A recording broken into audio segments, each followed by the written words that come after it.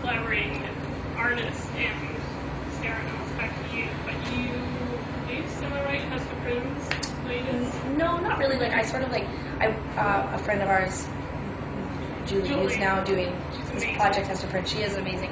But I happened to be living in New York at the time when she was making her record, so I definitely, they dubbed me Captain Hook. And I would sometimes go over there and I would just like bust out, ideas. A lot of them are mostly just arrangement or vocal ideas, but I mean, they were full on, into the songs and into the recording process, so it would be a stretch to say I produced, but I definitely was around. It was a very collaborative thing. Like, they love it when people come. Like, they're the opposite of me, basically. Like, their little group, it's like people, like the milkman would come in and be like, Julie, you know what I think you should do? Like, some doo-wop, like, and they would probably do it, but I did just produce an artist out of Seattle called Fences, and his record's coming out in September, and it's a really cool record that I made right before we made Sainthood, actually. And he was an artist that both Tegan and I actually had become familiar with, loved his music, loved his songs, and so I just had some spare time, and actually Ted Gallons, who plays in our band, he also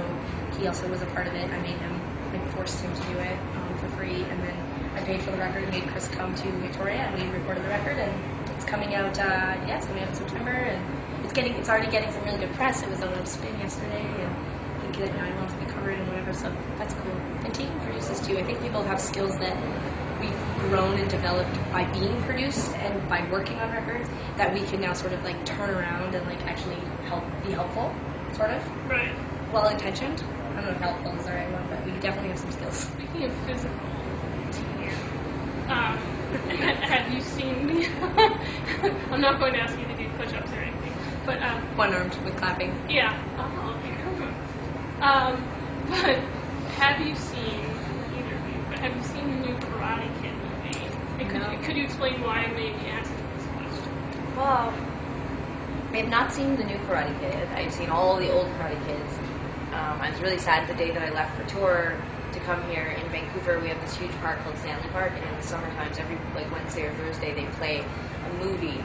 It's like a drive-in, but instead of driving in, you all walk in, and it's in a giant park, and they put it on a giant inflatable screen, and you sit there with thousands of people and watch movies. I went and saw Goonies, and I saw Mamma Mia, and the day I left for this tour, they were playing Karate Kid, the old one, not the new one. So I like Karate Kid.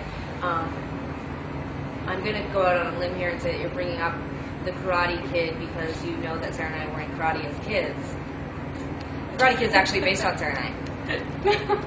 Wikipedia that. Yeah. No, I'm just kidding. It's not, but it was influential. I think Sara and I are very disciplined people, and I think that a lot of it came from that. We spent almost 9 years in karate, and it was actually when we started to play music that we stopped doing that, and I think that's when we started to be more like teenagers and moody and sitting in our rooms writing, jamming out sad, poetic songs about our tortured souls at the age of 15, and we stopped doing karate. But I think a lot of our practice and our patience and our systematic way of doing our business and everything probably comes from a bit of that training. And the white outfit, it's like where you gotta clean it, you gotta show up, you gotta have it very pristine. Sarah was always she looked very dapper in her outfit, and I was always a bit of a mess. That's true, there was something a little disheveled about you. Yeah, sort of our working etiquette. My songs are a little more messy and crazy and fast, and Sarah's very meticulous. Official, final question. So can you just give a little insight to that? What makes it official? We have done vinyl for most of our albums. Generally, we sell it on the road, but there certainly has been a new sort of like burst of interest from both the record label and the consumer or the fan or whatever. And so we have been talking about this actually for a couple of years, but we wanted to collect all of our records in one box set. And so it's 5 of our albums, plus there's a record that's just demos from all of those. 8 demos, dating back to 2004. Yeah, which is also no one has heard, plus it's on vinyl, which is kind of neat. Yeah. And it's really pretty, like our director that does like all of our album artwork and our t-shirts and did our book set or whatever at Emmy Story. She designed the box, so it's very, for the disciplined karate masters, it's very clean. All the albums go inside. I really like that it's sort of like a, like one big collection. So I think it's a very specific piece, like for people who are listening to vinyl and B, want to be collecting everything together. But I would have been the nerd, and I high school that would have absolutely 100% wanted this. And so Yeah, if you like vinyl and you want it all in one place, it's beautiful. It's a great collection. It's really available on our reasonably priced. website. Yeah, I think it's like $99 and you get 6 records.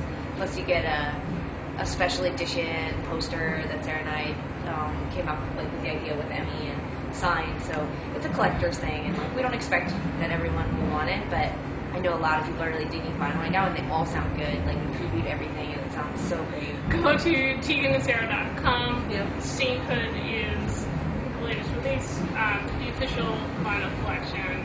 Thanks for taking the time. Excited. All right, we're out. Bye.